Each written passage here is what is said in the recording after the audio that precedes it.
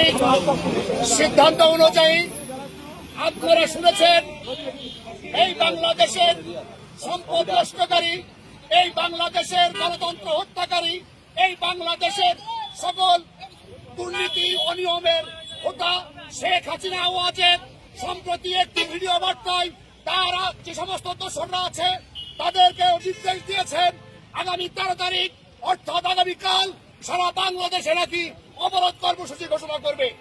প্রিয় বন্ধুরা আমার, তার প্রতিবাদে আজকে শার্শা উপজেলা জাতীয়তাবাদী যুবদল, স্বেচ্ছাসেবক দল, কৃষক দল নিয়ে আজকে আমরা এই বিক্ষোভ মিছিল অনুষ্ঠান সম্পন্ন করলাম। প্রিয় বন্ধুরা আমার, আগামীকাল সকালে আপনারা সবাই নিজ নিজ দায়িত্বে নারায়ণ বাজারে অবস্থান করবেন।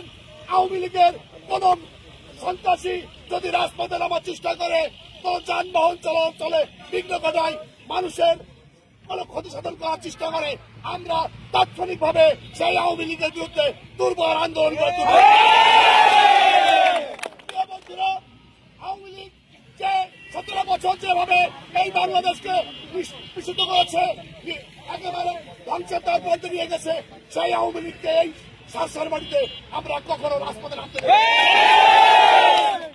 আগামী জাতীয় সংসদ নির্বাচনে ধানের শীষের প্রার্থী জনগণের মবিকুল হাসান তৃপ্তির ধানের শীষের পক্ষে সকলে ঐক্যবদ্ধ হয়ে কাজ করবেন। এই আজকের এই পথসভাকে শেষ করছি। সবাইকে ধন্যবাদ। সবাইকে ধন্যবাদ।